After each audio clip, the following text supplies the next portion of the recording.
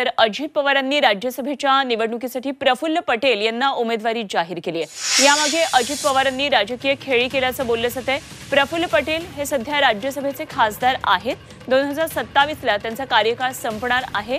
मात्र कार्यकाळ संपण्याच्या 3 वर्षांआधीच प्रफुल्ल पटेल हे राजीनामा देऊन परत अर्ज भरणार आहेत। प्रफुल्ल पटेल जेव्हा राज्यसभेचे खासदार झाले होते तेव्हा राष्ट्रवादी काँग्रेस एकत्र होती, मात्र आता फूट पडल्यानं 2 गट तयार झाले आणि प्रफुल्ल पटेल यांच्या विरोधात शरदचंद्र पवार गटाच्या वंदना चव्हाण यांनी याचिका दाखल केलेली आहे।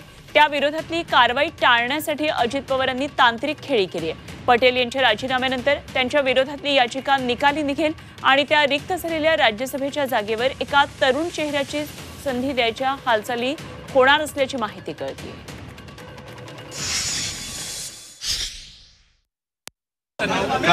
काही तांत्रिक बाबीचा विचार करत पक्षाच्या कोर ग्रुपने तो निर्णय त्या ठिकाणी घेतलेला। अमृत नोनी आर्थो प्लस ये एक प्रूवन फॉर्मूला है। इसमें मौजूद नोनी फल के गुण और आयुर्वेदिक जड़ी बूटियां शरीर को जरूरी पोषक तत्व देने के साथ साथ हड्डियों और जोड़ों के घिसने, उनमें होने वाले सूजन और दर्द को रोकने में मदद करता है। दर्द मुक्त जीवन के लिए अमृत नोनी आर्थो प्लस आहे।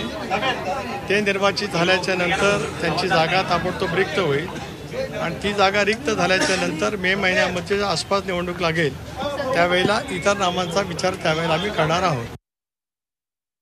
भाजप त्यांना इक्बाल मिर्ची म्हणाली होते। माझ्या माहितीप्रमाणे त्यांना 2-3 मतं कमी पडतात, भाजपच देतील। इक्बाल मिर्चीच्या मदतीला भाजप जाईल अशाच पद्धतीची परिस्थिती आहे। कदाचित पक्ष फुटण्याची गोष्ट ऐकत होतो की त्यांना जर दिली, दुसऱ्या कोणाला दिली तर पक्ष फुटण्याची भीती होती, किंवा मग लोकसभेमध्ये नाना पटोलेंना फेस कसं करायचं भंडारा गोंदियामध्ये ती भीती असेल पडण्याची।